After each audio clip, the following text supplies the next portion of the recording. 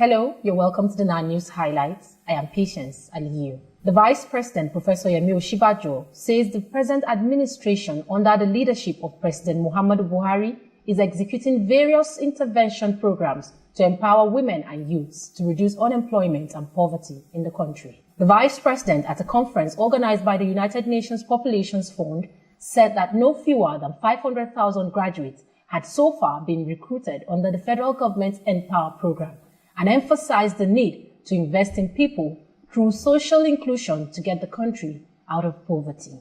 Nigeria's Minister for Solid Minerals and Steel Development, Abubakar Buhari, says the sector contributes 3 billion naira annually to the Federation's account through various programs. Buhari, at the 2018 Nigeria Business and Investment Forum in Zurich, said the ministry had drawn up a roadmap to address the challenges and reposition the sector.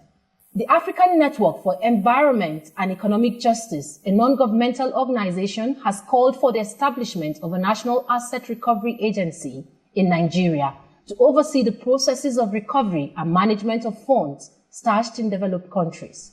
The executive director of ANIJ, Mr. David Ugolo, who was fielding questions on best practices to manage returned or recovered assets for sustainable development, also advocated transparency and accountability in managing the recovered looted funds.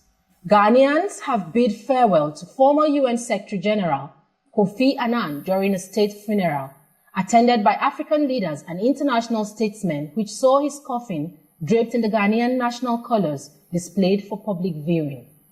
No fewer than 6,000 mourners filled the auditorium for the official service, the climax of a multi-day funeral ceremony which was projected onto big screens outside the auditorium for the crowds of mourners that could not fit inside the venue. Annan served as the 7th UN Secretary General between 1997 and 2006 as an exceptional global leader with a deep faith in the role of the UN as a force for good.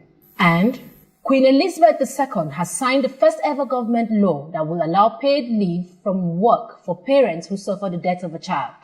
The new law, which would give employed parents who lose a child under 18 years of age 2 weeks leave, is expected to come into force in 2020 and was welcomed by charities offering help to bereaved moms and dads. For details of these and other stories, log on to our website, 9.ng.